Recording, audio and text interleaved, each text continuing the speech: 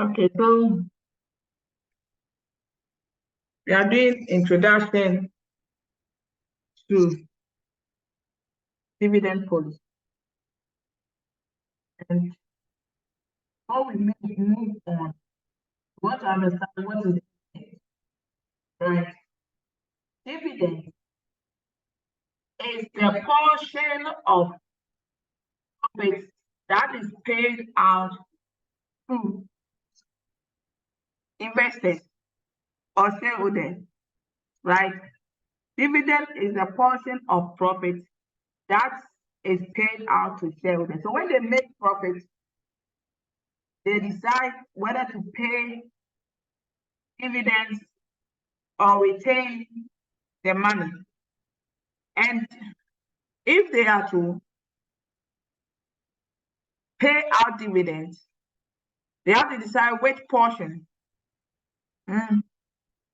how much, which percentage to pay out as what?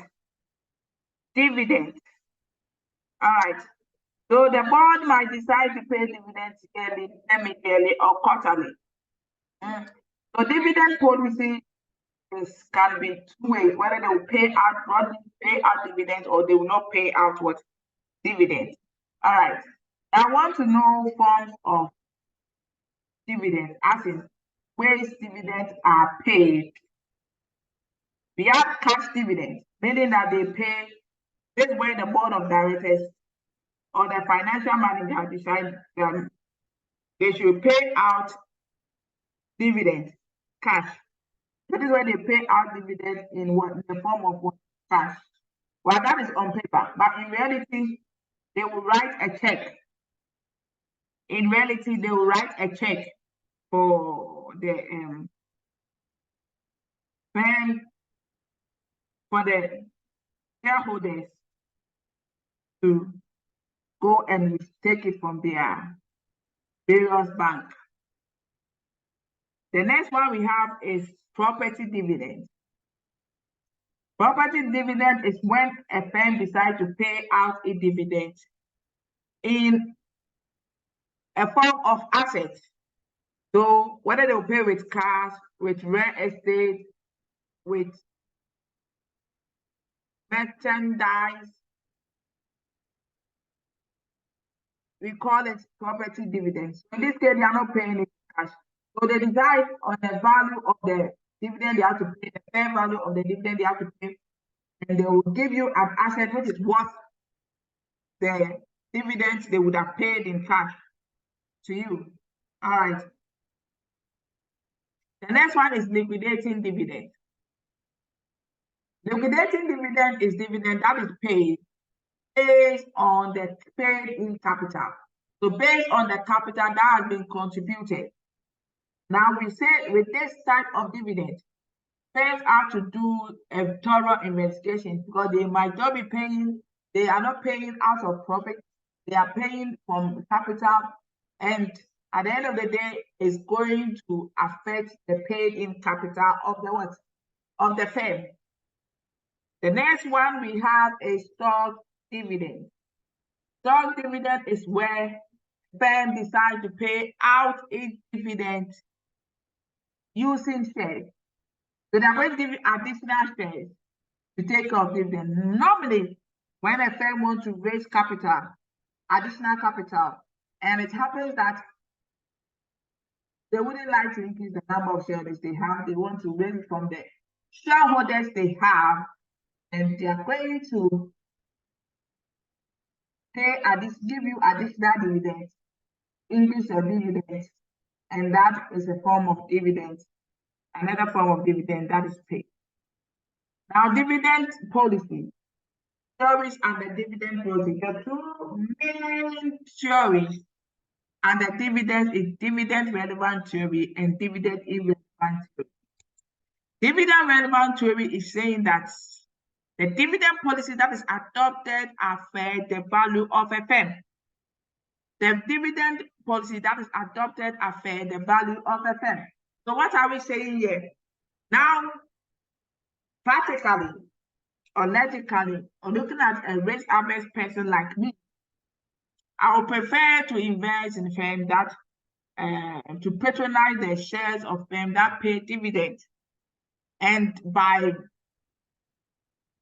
increasing the demand on a particular shares or the shares of a particular firm, because probably they pay dividends, it's going to increase what the value of the firm.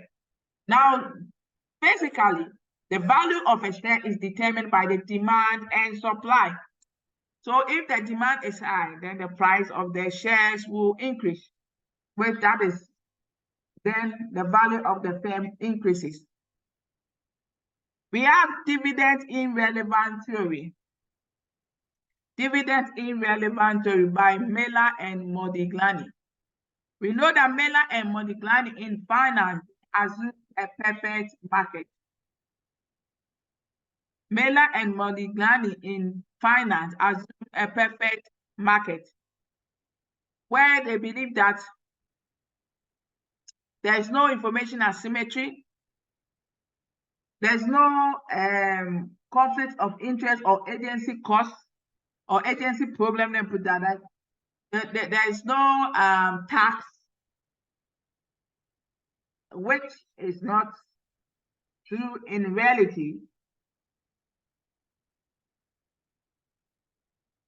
So they are saying in a perfect market, whether you pay dividends or not doesn't have effect on the value of shares. Because if a shareholder really needs money, he can sell his shares and will benefit from capital gain, right? So if you don't pay dividends, a shareholder can still get money by selling his shares, okay? Now, another thing this theory fails to recognize is that is the shares that they are selling liquid enough? Is it easy to sell? Because you might need money now and you don't know when you can sell the shares. So they are assuming a perfect market. Miller and Modigliani. Now, other theories under dividend policy is clientele effect theory. Clientele effect theory. This is where a group of investors have preference for a particular dividend payment policy. So if these investors prefer dividend to be paid every year at the end of every period, then they pay. If they prefer them to retain the income that the firm makes, then they do that. They don't pay out the dividend, right? So the disadvantage of this particular theory is that the minority's interest is ignored. So if they all agree that they want dividend to be paid, then maybe a few people wouldn't want it because of high taxes on what? Dividend. Then this person would have to suffer because they are looking at what the group wants, not what the individual wants. Another one is residual theory of dividend policy. When I talk of residual theory of dividend policy, what they are trying to say is that the amount that is paid out as dividend to shareholders are always the residual, the amount net after they've taken care of all projects that the firm wants to invest in. If some is left, then they pay it out to the what? Shareholders. So that is residual theory of dividend policy. Another one is bird in hand theory. Bird in hand theory is saying that investors prefer dividends to be down than a promised high dividend in future. Now, risk averse person want their dividend to be paid now because the uncertainty surrounding it is lesser than a future what dividend that will be promised. You don't know what will happen during that period. Like COVID happened, they have promised dividend in 2020, 2021, then you can imagine that there's no way it's going to be possible.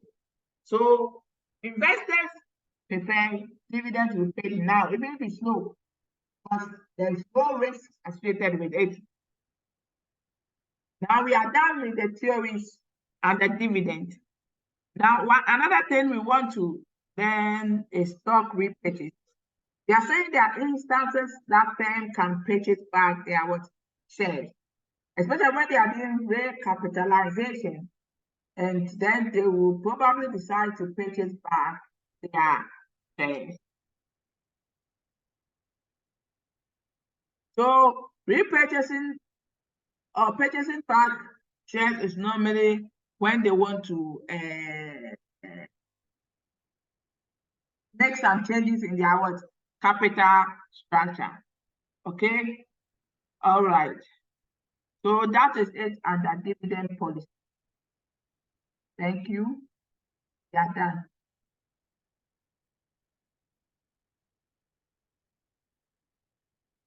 Basic